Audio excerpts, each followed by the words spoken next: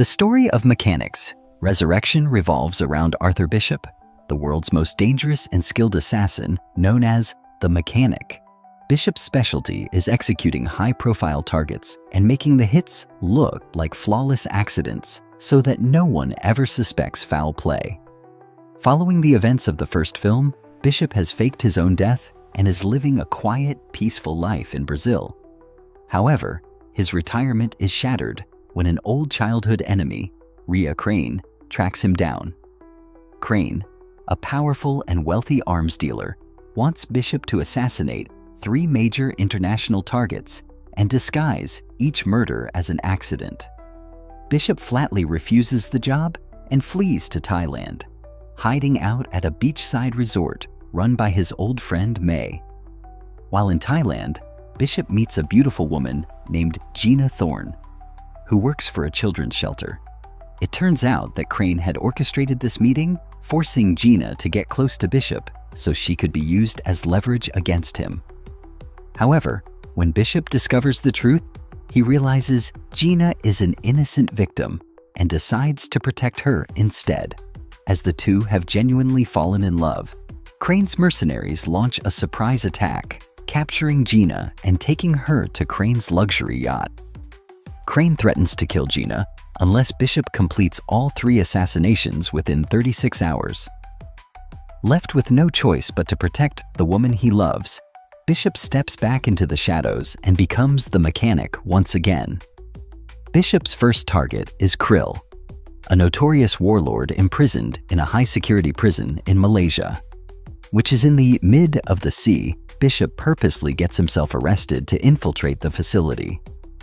Inside, he navigates the dangerous prison environment, wins Krill's trust during a fight, and then cleverly assassinates him in a way that makes it look like an inmate brawl gone wrong. After killed him, he jump in sea and apply a chemical which is used to stay away the sharks.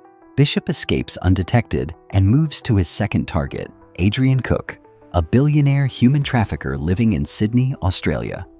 Cook lives in a penthouse featuring a terrifying glass-bottom swimming pool that hangs out over the edge of the skyscraper. Bishop scales the building and uses a specialized chemical to compromise the glass structure. When Cook swims over the edge, the glass cracks and shatters, sending him plunging to his death, leaving the world to believe it was a tragic structural failure. The final target is Max Adams, a wealthy Bulgarian arms dealer who lives in a heavily fortified Cold War bunker. By now, Bishop realizes that the moment he completes the final hit, Crane will execute both Gina and him.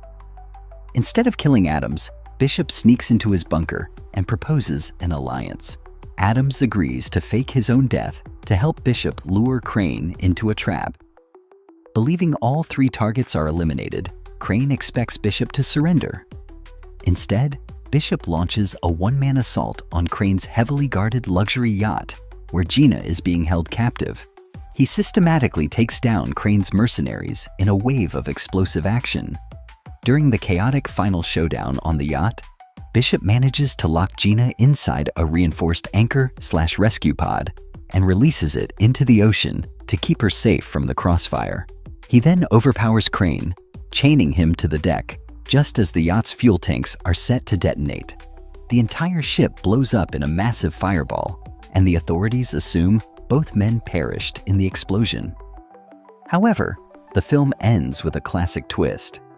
Bishop survived the blast by hiding inside a reinforced chain locker just before the explosion.